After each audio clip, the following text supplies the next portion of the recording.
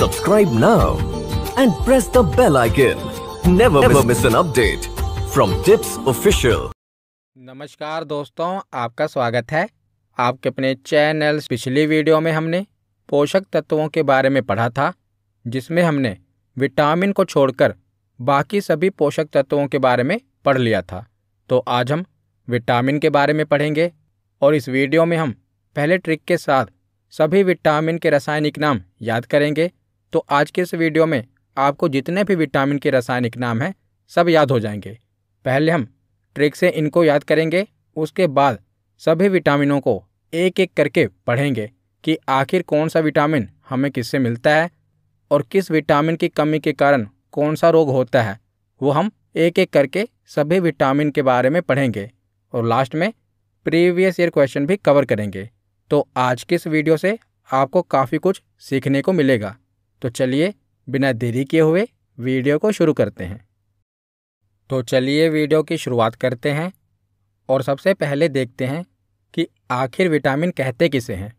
तो विटामिन ऐसे कार्बनिक पदार्थ होते हैं जो कि हमारे शरीर में ऊर्जा तो नहीं देते, लेकिन उपापचय क्रियाओं को नियंत्रित करते हैं। उपापचय क्रियाएं यानी कि मेटाबॉलिज्म, पाचन की दर को नियंत्रित करते हैं। और विटामिन हमारे शरीर में रोगों से रक्षा करने का कार्य करते हैं। तो विटामिन का काम क्या होता है? तो विटामिन हमें ऊर्जा तो नहीं देते, लेकिन हमारे शरीर की रोगों से रक्षा करते हैं।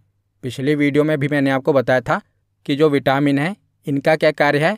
तो हमारे शरीर की रोगों से रक्षा करना ये विटामिन का कार्य है। तो विटामिन की खोज किसने की थी? तो विटामिन की खोज सबसे पहले हॉपकिंस के द्वारा की गई थी। इन्होंने विटामिन की खोज तो कर ली, परंतु इन्होंने उसका नामकरण नहीं किया। इन्होंने ये तो ढूंढ लिया कि कुछ पोषक तत्व हैं जो हमारे शरीर की रोगों से रक्षा करते हैं, परंतु इन्होंने इसका नामकरण नहीं किया। तो आगे चलकर 1912 में कासिमिर फंक ने विटामिन शब्द का नामकरण किया था, इसीलिए इन्हें ही विटामिन का खोजकर्ता माना जाता है। तो जब भी परीक्षा में आपसे पूछा जाए कि विटामिन के खोजकर्ता कौन है, तो कासिमिर फंक ही आपको बताना पड़ेगा। तो फंक को ही विटामिन का खोजकर्ता माना जाता है, क्योंकि इन्होंने ही इसका नामकरण किया और इन्होंने ही विटामिन पर डिटेल में अध्ययन किया। तो फंक को ही विटामिन का खोजकर्ता माना जाता है। तो हमारे शरीर में लगभग 13 विटामिन की आवश्यकता होती है। तो वो कौन कौन से विटामिन हैं वो आगे हम देखते हैं। तो देखिए, 13 प्रकार के विटामिन की आवश्यकता हमारे शरीर को होती है। तो वो कौन कौन से विटामिन हैं? तो vitamin A, vitamin B complex. तो देखिए, जो विटामिन बी है ना, इसकी एक पूरी फैमिली है। तो विटामिन बी 8 प्रकार के होते हैं, वो आगे हम देखेंगे, जिन्हें मिलाकर हम बी कॉम्प्लेक्स कह देते हैं। तो B complex, vitamin C, vitamin D, vitamin E और विटामिन के। तो देखिए, बी कॉम्प्लेक्स कितने विटामिन हैं? 8 विटामिन। तो बी कॉम्प्लेक्स को छोड़ दिया जाए तो बाकी के जो विटामिन हैं ए, सी, डी, ई और के, ये 5 विटामिन हैं। और बी कॉम्प्लेक्स में कितने विटामिन आते हैं? तो 8 विटामिन आते हैं।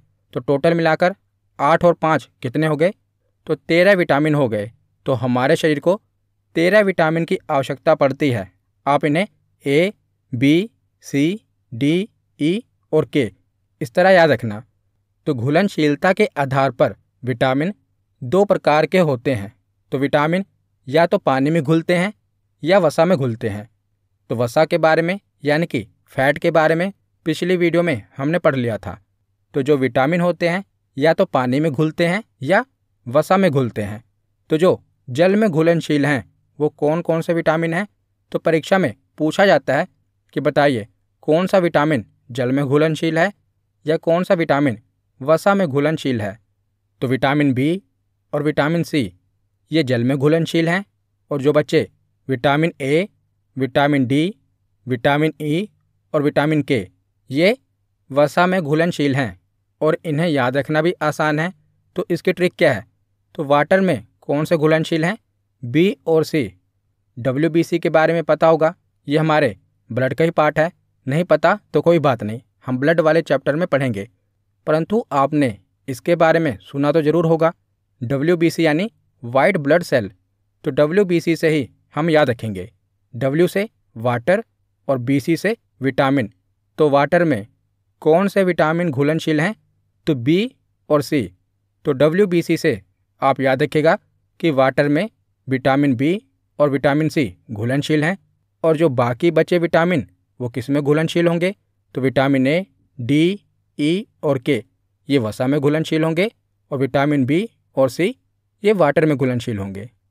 कि जो विटामिन B है और विटामिन C है जो कि पानी में घुलनशील हैं, इन्हें प्रतिदिन भोजन के रूप में लेना होता है, क्योंकि ये मूत्र के रूप में यानी कि पेशाब के रूप में शरीर से बाहर निकल जाते हैं, और यह हमारे शरीर में ज़्यादा देर तक नहीं रहते।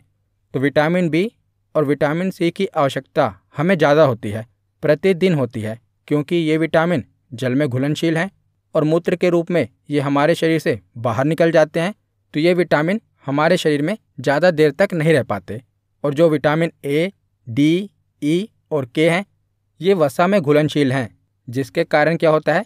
ये वसीय ऊतकों यानी कि फैटी टिश्यू में संचित हो जाते हैं, स्टोर हो जाते हैं, और हमारे शरीर के अंदर बहुत दिनों तक या महीनों तक भी रह जाते हैं।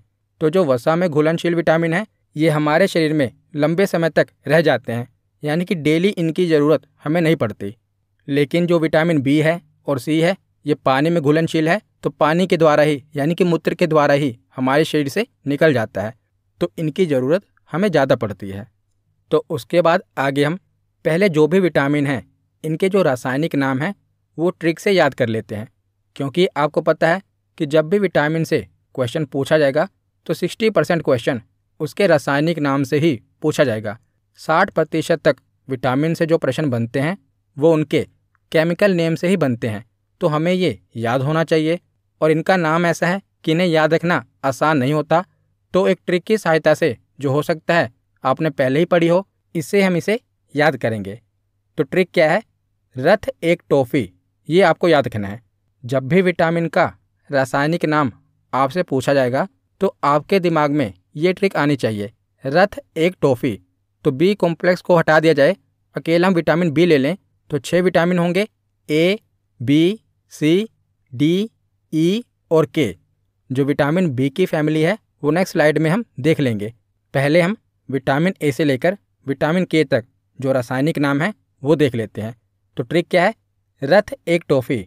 तो विटामिन A का रासायनिक नाम क्या है? रथ का रा रेटिनोल। विटामिन B का रासायनिक नाम क्या है? थायमिन। विटामिन C का रासायनिक नाम क्या है? A से एस्कोर्बिक एसिड। विटामिन D का रासायनिक नाम क्या है? का से कैलिसफेरोल।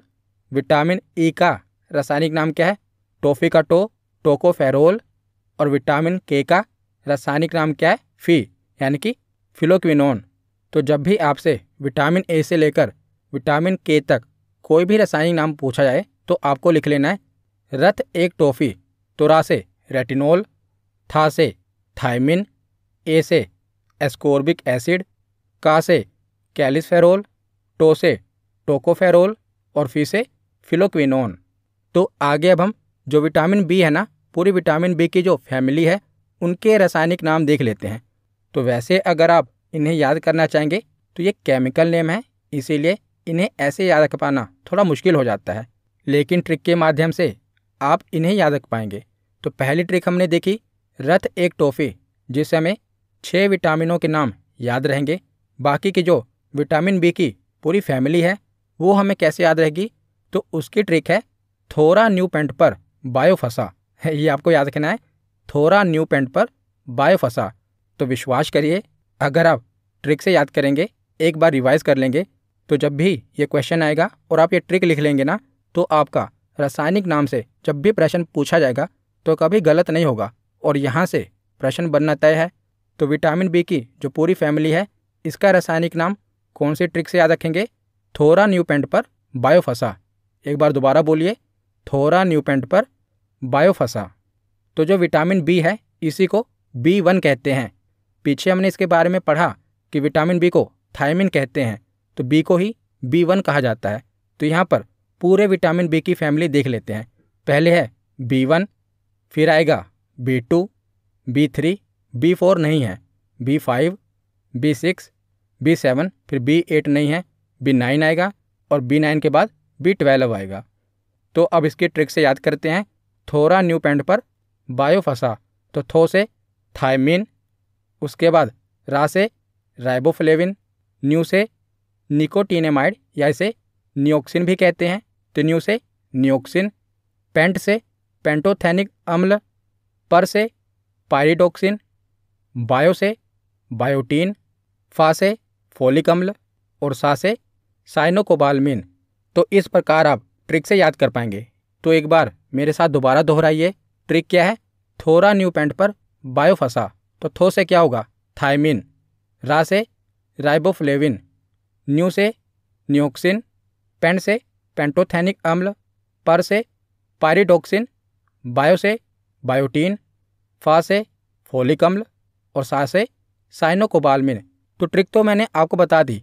तो ये ट्रिक आप लगाएंगे कैसे? तो ट्रिक से आपको रासायनिक नाम पूरा याद नहीं रहेगा। जैसे देखिए, अगर आपसे पूछा जाएगा कि विटामिन B3 का नाम क्या है, तो आपके दिमाग में ट्रिक क्या आएगी?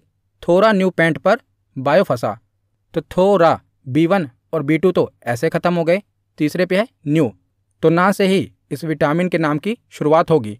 तो आप ऑप्शन में देखेंगे अलग अलग प्रकार के विटामिन होंगे, तो जो ना से शुरू हो रहा होगा और आपने एक बार पढ़ा भी होगा, तो ऐसा तो है नहीं कि ना से कुछ भी लिखा हो तो आप टिक कर देंगे। पहले आपके दिमाग में ना आएगा, उसके बाद आपके दिमाग में आ जाएगा या तो निकोटिनेमाइड दिया होगा या न्यूसिन दिया होगा। तो इस प्रकार आप इस ट्रिक की सहायता से विटामिनों के रासायनिक नाम को याद कर पाएंगे। तो अब हम एक एक करके सभी विटामिनों के बारे में पढ़ते हैं। तो आपसे विटामिन के बारे में क्या पूछा जाएगा? तो 3 प्रकार के प्रश्न बनते हैं। पहला तो ये कि विटामिन का रासायनिक नाम क्या है। दूसरा, इसका सोर्स यानी कि स्रोत पूछ लिया जाता है कि बताइए ये विटामिन हमें किससे मिलेगा। और तीसरा प्रश्न ये कि इस विटामिन की कमी से कौन सा रोग होता है। तो 3 प्रकार के प्रश्न विटामिन से बनते हैं। तो पहले है विटामिन ए।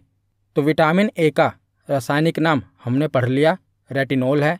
इसका स्रोत क्या है, यानी कि विटामिन ए हमें किससे मिलता है? तो सबसे ज़्यादा गाजर में विटामिन ए पाया जाता है।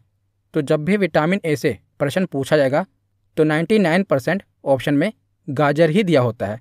तो गाजर में सर्वाधिक मात्रा में विटामिन ए पाया जाता है। उसके बाद पके हुए फलों में जैसे कि आम, पपीता, हरी पत्तेदार सब्जियों में, पनीर, दूध, मांस, मछली और अंडा, इसमें विटामिन ए पाया जाता है। तो गाजर के बारे में आपको पता होना चाहिए कि गाजर में विटामिन ए पाया जाता है भरपूर मात्रा में। और इसी के साथ सुनहरा चावल, जिसे गोल्डन राइस कहते हैं, जिसे जेनेटिकली मॉडिफाइड किया गया है, यानी कि आनुवांशिक रूप से इसे मॉडिफाई किया गया है, सुनहरा चावल। तो यह भी एक एग्ज़ाम में पूछा भी गया था कि सुनहरे चावल में कौन सा विटामिन पाया जाता है? तो विटामिन ए पाया जाता है। तो मैंने पहले जो भी प्रीवियस ईयर क्वेश्चन है उन्हें स्टडी किया, उसी के बेसिस पर मैंने ये पूरी वीडियो बनाई है। तो सुनहरे चावल में कौन सा विटामिन पाया जाता है? Vitamin A. और गाजर में कौन सा विटामिन पाया जाता है? Vitamin A. उसके बाद देखते हैं कि विटामिन ए की कमी से कौन सा रोग होता है? तो रतौंधी, जिसे नाइट ब्लाइंडनेस कहते हैं। इस बीमारी में जो व्यक्ति होता है उसको सूर्यास्त के बाद, यानी कि जैसे ही शाम होने लगती है उसके बाद उसको दिखना कम हो जाता है। तो वैसे तो जैसे ही शाम होने लगती है हमें भी दिखना कम हो जाता है, परंतु इनको धुंधला दिखाई देने लगता है। हमें धुंधला नहीं दिखाई देता। अगर रोशनी कम है तो वो पता चलता है, हमें उसी प्रकार दिखाई देगा। लेकिन इनको क्या होता है, जैसे जैसे सूर्यास्त होता है ना, इनको धुंधला दिखाई देने लगता है। जैसे एक आदमी को चश्मा लगा होता है, अगर वो चश्मा उतार दे तो उसे कैसे दिखाई देता है? ठीक उसी प्रकार इनको सूर्यास्त के बाद धुंधला दिखाई देने लगता है। जो पूछा गया है कि विटामिन ए की कमी से कौन सा रोग होता है? विटामिन ए की कमी से कौन सा रोग होता है? तो रतौंधी। और दूसरा रोग है जीरोपैथेलमिया। इसमें क्या होता है? तो इसमें आंखें शुष्क हो जाती हैं। तो विटामिन ए की कमी से कौन कौन सा रोग होता है? रतौंधी और जीरोपैथेलमिया, ये विटामिन ए की कमी से होता है। और विटामिन ए की कमी को किसके माध्यम से पूरा किया जा सकता है? तो गाजर में सर्वाधिक मात्रा में विटामिन ए पाया जाता है। तो उसके बाद पढ़ते हैं विटामिन सी। तो विटामिन बी के बारे में हम लास्ट में पढ़ेंगे। जो पूरे विटामिन बी की फैमिली है ना, उसे हम लास्ट में देख लेंगे। पहले हम जो बाकी के विटामिन हैं इन्हें पढ़ लेते हैं ताकि आप कंफ्यूज ना हो। तो विटामिन ए हमने पढ़ लिया। अब देखते हैं विटामिन सी। तो विटामिन सी का रासायनिक नाम क्या है? एस्कोर्बिक अम्ल, एस्कोर्बिक एसिड। और इसका स्रोत क्या है, यानी कि किससे हमें विटामिन सी मिलेगा? तो आंवले में सर्वाधिक मात्रा में विटामिन सी पाया जाता है। याद रखिएगा, विटामिन सी सबसे ज़्यादा प्रचुर मात्रा में किस में पाया जाता है? आंवले में। और ज़्यादातर जो भी खट्टे फल होते हैं ना, उसमें विटामिन सी पाया जाता है। तो याद रखिएगा, जो भी खट्टे फल हैं जैसे नींबू, संतरा, इमली, इन सभी में क्या पाया जाएगा? विटामिन सी पाया जाएगा। तो खट्टे फलों में अमरूद, नारंगी, पपीता, इन सब में विटामिन सी मिलता है। तो जो विटामिन सी है ना, इसे घाव भरने वाला विटामिन भी कहते हैं। तो जब भी हमारे शरीर में कहीं पर चोट लगती है ना, तो विटामिन सी क्या करता है? घाव को भरता है। तो इसे घाव भरने वाला विटामिन कहते हैं। और ये प्रश्न पूछा भी गया है कि किसे घाव भरने वाला विटामिन कहते हैं? तो विटामिन सी को। और प्रचुर मात्रा में विटामिन सी किस में पाया जाता है? तो आंवले में पाया जाता है। तो इसकी कमी से कौन सा रोग होता है? तो विटामिन सी की कमी से स्कर्वी नामक रोग होता है, जिसमें क्या होता है कि मसूड़ों में सूजन आ जाती है और खून निकलने लगता है। और इसमें दांत कमज़ोर हो जाते हैं और मुंह से भी दुर्गंध आने लगती है। तो विटामिन सी की कमी से कौन सा रोग होता है? तो ऑप्शन में स्कर्वी रोग दिया होता है। तो स्कर्वी में क्या होता है कि मसूड़े सूज जाते हैं, जैसा आप इमेज में देख रहे हैं, मसूड़े सूज जाते हैं और उसमें से खून निकलने लगता है स्कर्वी के कारण। तो विटामिन सी के बाद देखते हैं विटामिन डी। तो विटामिन डी का रासायनिक नाम क्या है? कैल्सिफेरॉल। ये विटामिन डी का रासायनिक नाम है। तो विटामिन डी हमें किससे मिलता है? तो सूर्य के प्रकाश से, मछली के तेल से, अंडा और मांस से हमें विटामिन डी मिलता है। तो एक बात याद रखिएगा कि सूर्य के प्रकाश में विटामिन डी नहीं होता। ज़्यादातर हमें लगता है कि जो सूर्य का प्रकाश होता है उससे हमें विटामिन डी मिलता है। ये गलत है। सूर्य के प्रकाश की उपस्थिति में जो हमारा शरीर है ना, ये विटामिन डी बनाता है। यानी कि जो सूर्य का प्रकाश है वो हमारे शरीर को चाहिए विटामिन डी बनाने के लिए। लेकिन सूर्य के प्रकाश में विटामिन डी नहीं होता। जब हम सूर्य का प्रकाश लेते हैं तो हमारा शरीर विटामिन डी बनाता है। क्योंकि ज़्यादातर हम यही सुनते हैं कि सूर्य के प्रकाश में विटामिन डी होता है। नहीं, सूर्य के प्रकाश की उपस्थिति में हमारे शरीर में विटामिन डी बनता है। तो विटामिन डी का स्रोत क्या है? सूर्य के प्रकाश की उपस्थिति में हमारे शरीर में विटामिन डी बनता है। मछली के तेल से मिलता है, अंडे से और मांस से विटामिन डी हमें मिलता है। तो विटामिन डी को धूप का विटामिन भी कहते हैं। और क्यों कहते हैं ये आपको बताने की ज़रूरत नहीं है। तो इसे धूप का विटामिन भी कहते हैं। और ये विटामिन हमारे शरीर में बनता है तो ये हार्मोन की तरह कार्य करता है, इसीलिए इसे हार्मोन विटामिन भी कहते हैं। तो ये भी प्रश्न पूछा गया है कि हार्मोन विटामिन किसे कहते हैं? तो विटामिन डी को ही हार्मोन विटामिन कहते हैं। और ये हमारे शरीर में तेज़ी से बनने वाला विटामिन होता है। कौन सा विटामिन? Vitamin D. तो विटामिन डी की कमी से हमारे शरीर में कौन से रोग होते हैं? तो हड्डियों से रिलेटेड रोग हमारे शरीर में विटामिन डी की कमी से होते हैं। पहला रोग है रिकेट्स। तो ये बीमारी बच्चों में होती है। तो इस बीमारी से बच्चों की हड्डियां कमज़ोर हो जाती हैं। जैसा आप चित्र में देख रहे हैं, जो ये पहली इमेज है ये नॉर्मल बोन है, यानी कि जैसे एक बच्चे की हड्डी होनी चाहिए। और जो ये दूसरा चित्र है इसमें दिखाया गया है कि रिकेट्स के कारण क्या हो गया है, हड्डियां आप देख रहे हैं बाहर की ओर मुड़ गई हैं। तो इसी बीमारी को क्या कहते हैं? रिकेट्स कहते हैं, जिसके कारण हड्डियां कमज़ोर होकर मुड़ जाती हैं। और दूसरी बीमारी है ओस्टियोमैलेशिया। तो ये बीमारी वयस्कों में होती है और इसमें क्या होता है, इसमें भी हड्डियां नरम होकर लचीली हो जाती हैं। तो जो रिकेट्स बीमारी होती है ये बच्चों में होती है और जो ओस्टियोमैलेशिया बीमारी होती है ये वयस्कों में होती है। तो विटामिन डी की कमी के कारण हड्डी से रिलेटेड बीमारी होती है रिकेट्स और ओस्टियोमैलेशिया। उसके बाद आगे है विटामिन ई। तो विटामिन ई का रासायनिक नाम क्या है? टोकोफेरोल। तो इसका स्रोत क्या है? तो विटामिन ई हमें सोयाबीन से, अंकुरित अनाज से, अंडा, दूध आदि से मिलता है। तो इसे सौंदर्य विटामिन भी कहते हैं। विटामिन ई के कारण ही हमारे चेहरे पर ग्लो आता है, तो इसे सौंदर्य विटामिन भी कहते हैं। ये झुर्रियों से रक्षा करता है और त्वचा पर चमक पैदा करता है। तो विटामिन ई को सौंदर्य विटामिन कहा जाता है। तो विटामिन ई की कमी से हमारे शरीर में कौन सा रोग होता है? तो विटामिन ई की कमी से महिलाओं में बांझपन हो जाता है और पुरुषों में नपुंसकता का प्रभाव आ जाता है।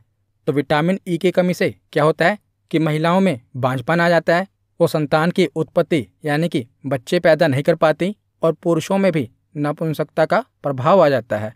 और इसकी कमी के कारण उम्र से पहले बुढ़ापा आने लगता है और जनन क्षमता में कमी हो जाती है। तो बेसिकली विटामिन ई की कमी से क्या होता है? जनन क्षमता में कमी हो जाती है। उसके बाद आगे देखते हैं विटामिन के। तो विटामिन के का रासायनिक नाम क्या है? फिलोक्विनोन। तो इसका स्रोत क्या है? ये हमें कहाँ से मिलता है? तो टमाटर, हरी पत्तेदार सब्जियों से, और हमारी आंतों में भी विटामिन के उत्पन्न होता है। तो विटामिन के की कमी से हमारे शरीर में क्या होता है? तो इसकी कमी के कारण हमारे रक्त का थक्का नहीं बन पाता। तो विटामिन के क्या करता है? रक्त का थक्का बनाने में मदद करता है। यानी कि जब भी हमारे शरीर में कहीं पर चोट लग जाती है तो पहले तो खून निकलता है, लेकिन उसके बाद क्या होता है? खून जम जाता है, खून बहना बंद हो जाता है। वो किसके कारण? विटामिन के कारण। पर अगर हमारे शरीर में विटामिन के की कमी होगी तो क्या होगा?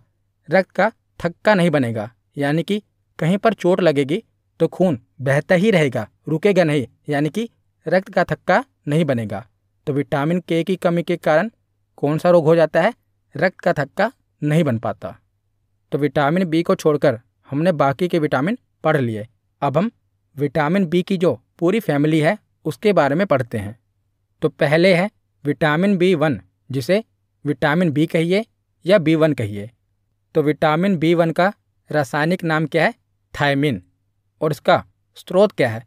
तो मूंगफली, हरी पत्तेदार सब्जियां, दूध, मांस, अंडा आदि से हमें विटामिन बी मिलता है।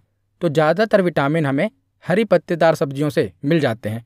दूध से और हरी पत्तेदार सब्जियों से ज़्यादातर विटामिन हमें मिल जाएंगे। तो विटामिन B1 हमें किससे मिलता है? मूंगफली से, हरी पत्तेदार सब्जियों से, दूध से, मांस से और अंडे से। तो विटामिन B1 की कमी के कारण हमारे शरीर में कौन सा रोग होता है? तो विटामिन B1 की कमी के कारण बेरी बेरी रोग हमारे शरीर में हो जाता है, जिसमें क्या होता है? हमारी मांसपेशियों में खिंचाव आता है। तो विटामिन बी की कमी के कारण कौन सा रोग होता है? Berry berry. तो विटामिन B1 के बाद है विटामिन B2। तो विटामिन B2 का रासायनिक नाम क्या है? तो राइबोफ्लेविन इसका रासायनिक नाम है। और ये हमें किससे मिलता है? तो केले से, हरे पत्तेदार सब्जियों से, दूध से, मांस से और अंडे से विटामिन B2 मिलता है। और इसकी कमी से हमारे शरीर में कौन सा रोग होता है? तो जीभ संक्रमित हो जाती है, अर्थात जीभ पर छाले पड़ जाते हैं, और त्वचा और होंठ का फटना, जिससे किलोसिस रोग हो जाता है। तो इसकी कमी से हमारी त्वचा और होंठ फटने लगते हैं, और जीभ होंठ फटने लगते हैं, और जीभ पर छाले पड़ जाते हैं। तो ये किसकी कमी के कारण होता है? तो ये विटामिन B2 की कमी के कारण होता है। उसके बाद है विटामिन B3। तो विटामिन B3 का रासायनिक नाम है निकोटिनेमाइड या नियोसिन। तो इसका स्रोत क्या है? तो ये हमें मूंगफली से, हरी पत्तेदार सब्जियों से, दूध से, मांस से मिलता है। तो इसकी कमी से हमारे शरीर में कौन सा रोग हो जाता है? तो इसे पिलागरा कहा जाता है। तो इसकी कमी से हमारे शरीर में पिलागरा हो जाता है, जिसे 4D सिंड्रोम कहा जाता है। तो 4D सिंड्रोम क्या है? इसमें 4D आएंगे, जैसे लिखा है ना 4D। तो कौन कौन सा? डायरिया, तो इससे पहले दस्त लग जाएगी, यानी कि पतली पतली लैटरिंग होने लगेगी। दूसरा है डिमेंशिया, मानसिक विकृति एवं मंद बुद्धि की स्थिति हो जाती है। तीसरा है डर्मेटाइसिस, जिसमें त्वचा में सूजन हो जाती है और खुजली हो जाती है। और चौथा D है डेथ, यानी कि अंत में अगर हमारे शरीर में लगातार विटामिन B3 की कमी बनी रहे तो अंत में मृत्यु भी हो सकती है। इसीलिए इसे 4D सिंड्रोम कहा जाता है। तो 4D कौन कौन से हैं? डायरिया, डेमेंशिया, डर्मेटिसिस और डेथ, ये इसके 4D हैं। इसे पिलागरा भी कहा जाता है। ये विटामिन B3 की कमी के कारण होता है। उसके बाद देखते हैं विटामिन B5, B4 नहीं है, विटामिन B5। तो विटामिन B5 का रासायनिक नाम क्या है? पेंटोथेनिक अम्ल। और इसका स्रोत क्या है? तो टमाटर से, मूंगफली से, दूध और मांस से हमें विटामिन B5 मिलता है। और इसकी कमी से हमारे शरीर में कौन सा रोग होता है? तो हमारे बाल सफ़ेद होने लगते हैं और मंद बुद्धि होना। ये दोनों कमियां किसके कारण होती हैं? विटामिन B5 की कमी के कारण होती हैं। तो ज़्यादातर ये पूछा जाता है कि हमारे बाल सफ़ेद होने लगते हैं किसकी कमी के कारण? विटामिन B5 की कमी के कारण हमारे बाल सफ़ेद होने लगते हैं। उसके बाद है विटामिन B6। तो विटामिन B6 का रासायनिक नाम क्या है? तो इसका रासायनिक नाम है पायरिडॉक्सिन। और ये हमें किससे मिलता है? तो मांस से, अनाज से, बादाम और सब्जियों से विटामिन B6 मिलता है। और इसकी कमी से हमारे शरीर में कौन सा रोग हो जाता है? तो एनीमिया यानी कि खून की कमी हो जाती है। और त्वचा रोग विटामिन C की कमी के कारण होता है। तो कौन कौन से रोग होते हैं? एनीमिया होता है और त्वचा रोग हो जाता है। उसके बाद आगे है विटामिन B7। तो B7 का रासायनिक नाम क्या है? तो इसका रासायनिक नाम है बायोटीन। और इसका स्रोत क्या है? तो मांस, अंडा, दूध और सब्जियां इसका स्रोत है। और विटामिन B7 को ही विटामिन H के नाम से भी जाना जाता है। तो याद रखिएगा, विटामिन B7 का ही अन्य नाम क्या है? Vitamin H। और इसकी कमी से हमारे शरीर में कौन सा रोग हो जाता है? तो लकवा मार जाता है, शरीर में दर्द होने लगता है और बालों का गिरना भी विटामिन B7 की कमी के कारण होता है। तो लकवा, शरीर में दर्द और बालों का गिरना किसकी कमी के कारण होता है? विटामिन B7 की कमी के कारण होता है। और इसे ही विटामिन H के नाम से भी जाना जाता है। उसके बाद आगे है विटामिन B9। तो विटामिन B9 का रासायनिक नाम क्या है? फोलिक अम्ल यानी कि फोलिक एसिड। और इसका स्रोत क्या है? तो विटामिन B9 हमें दालों से, सब्जियों से और अंडे से मिलता है। और इसकी कमी से हमारे शरीर में कौन सा रोग हो जाता है? तो एनीमिया और पेचिश रोग किसकी कमी के कारण होता है? तो B9 की कमी के कारण होता है। इसका रासायनिक नाम बहुत बार पूछा गया है, तो याद रखिएगा, B9 का रासायनिक नाम है फोलिक अम्ल। कौन सा? फोलिक अम्ल। उसके बाद आगे चलते हैं और विटामिन बी की फैमिली का आखिरी विटामिन है विटामिन B12। इसका रासायनिक नाम क्या है? तो साइनोकोबालमीन इसका रासायनिक नाम है। और ये हमें किससे मिलता है? तो ये हमें दूध से, मांस से, अंडे से और पनीर से विटामिन B12 मिलता है। और कोबाल्ट जो कि एक खनिज लवण है, ये विटामिन B12 का एक महत्वपूर्ण घटक है। तो ये भी पूछा गया है कि कोबाल्ट खनिज लवण किस विटामिन में पाया जाता है? विटामिन B12 में। इसका नाम ही क्या है?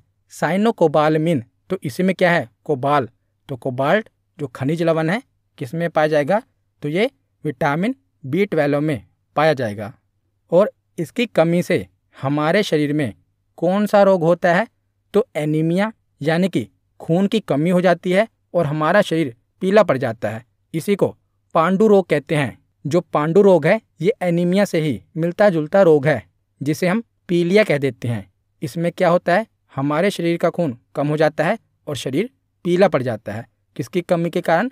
विटामिन B12 की कमी के कारण। तो यहाँ पर हमारा थ्योरी सेक्शन कंप्लीट होता है। अब हम प्रीवियस ईयर क्वेश्चन देखते हैं। तो प्रीवियस ईयर क्वेश्चन देखने से पहले मैं आपको बता दूं कि आपको चैनल की प्लेलिस्ट देखते हैं।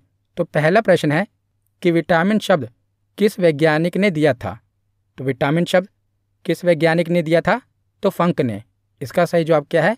Option B. अगला प्रश्न है कि कौन सा विटामिन जल में घुलनशील होता है? तो हमने ट्रिक से पढ़ा था WBC। तो वाटर में विटामिन B और विटामिन C घुलनशील होता है। तो इसका सही जवाब क्या होगा? तो ऑप्शन सी यानी कि उपयुक्त दोनों विटामिन B और विटामिन C दोनों ही जल में घुलनशील हैं। अगला प्रश्न है कि नींबू में कौन सा विटामिन पाया जाता है? तो जो खट्टे फल होते हैं इनमें कौन सा विटामिन पाया जाता है? बताइए, विटामिन A, B, C या D? तो खट्टे फलों में विटामिन C पाया जाता है। तो नींबू में कौन सा विटामिन पाया जाएगा? Vitamin C. इसका सही जवाब है ऑप्शन सी। अगला प्रश्न है कि विटामिन सी का रासायनिक नाम क्या है? तो अब आप ट्रिक को याद करिए। ट्रिक क्या थी? रथ एक टॉफ़ी।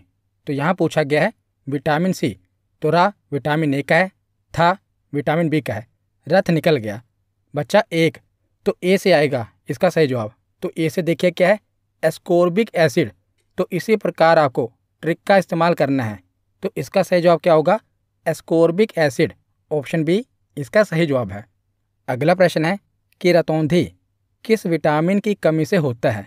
रतौंधी यानी कि नाइट ब्लाइंडनेस। तो रतौंधी किस विटामिन की कमी के कारण होता है? ए, बी, सी या डी? तो रतौंधी विटामिन ए की कमी के कारण होता है। इसका सही जवाब है ऑप्शन ए। अगला प्रश्न है कि नपुंसकता या बंध्यता यानी कि बांझपन किस विटामिन की कमी के कारण होता है? तो बताइए, जनन शक्ति में कमी यानी कि जनन शक्ति में कमी किस विटामिन के कारण होती है? तो इसका सही जवाब होगा विटामिन ई। तो इसका सही जवाब है ऑप्शन सी। अगला प्रश्न है कि रोग पेलेग्रा निम्न में से किसकी कमी के कारण होता है, जिसे हम 4D सिंड्रोम कहते हैं? तो ये विटामिन B3 के कमी के कारण होता है, पर ऑप्शन में आपको B5 दिया हुआ है, B2 दिया हुआ है और बाकी के रासायनिक नाम दिए हुए हैं। तो यहाँ पर अब आपको अपनी ट्रिक याद करनी है। जो विटामिन बी की फैमिली की ट्रिक थी, थोड़ा न्यू पेंट पर बायोफसा। तो आपको इतना पता है कि B3 की कमी के कारण होता है, तो B3 तीसरे नंबर पर आएगा। तो ट्रिक क्या थी? थोड़ा न्यू पेंट पर बायोफसा। तो थोड़ा को तो हटा दो क्योंकि ये विटामिन B1 और B2 का है। B3 का होगा न्यू यानी कि ना से शुरू होगा। अब आप ऑप्शन देखो, तो एक है नियासिन और दूसरा विटामिन क्या है? राइबोफ्लेविन। तो कौन सा सही होगा इसमें? तो इसका सही जवाब होगा ऑप्शन ए नियासिन। अगला प्रश्न है कि विटामिन सी का सबसे अच्छा स्रोत क्या है? तो बताइए, विटामिन सी हमें भरपूर मात्रा में किससे मिलता है? आंवले से। तो इसका सही जवाब है ऑप्शन सी। अगला प्रश्न है कि स्कर्वी रोग किस विटामिन की कमी के कारण होता है? तो विटामिन ए की कमी के कारण रतौंधी, बी की कमी के कारण बेरीबेरी और सी की कमी के कारण स्कर्वी रोग होता है। तो यहाँ पर पूछा गया है कि स्कर्वी रोग किसकी कमी के कारण होता है? तो विटामिन सी की कमी के कारण। तो इसका सही जवाब है ऑप्शन सी। तो अगला प्रश्न है कि मनुष्यों द्वारा मूत्र में आमतौर पर उत्सर्जित होने वाला विटामिन कौन सा है? तो कौन सा विटामिन हम मूत्र के द्वारा बाहर निकाल देते हैं जो पानी में घुलनशील होगा? कौन सा विटामिन पानी में घुलनशील होता है? बी और सी। तो यहाँ पर ऑप्शन में कौन सा विटामिन दिया है बी और सी में से? तो विटामिन सी। तो इसका सही जवाब क्या होगा? ऑप्शन बी यानी कि विटामिन सी। अगला प्रश्न है कि किस विटामिन की कमी के कारण बच्चों के अंगों की अस्थियां मुड़ जाती हैं? तो हड्डियों से रिलेटेड कौन सा विटामिन था? तो विटामिन डी था। तो इसका सही जवाब है ऑप्शन डी। तो आज का आखिरी प्रश्न है कि विटामिन B12 का रासायनिक नाम क्या है? तो जो आखिरी विटामिन था B12 हमने पढ़ा था, जिसमें कोबाल्ट पाया जाता है। तो इसका सही जवाब क्या है? Option A cyanocobalamin. तो आज की ये वीडियो यहीं पर ख़त्म होती है। कैसी लगी ये वीडियो कमेंट सेक्शन में ज़रूर बताना। धन्यवाद।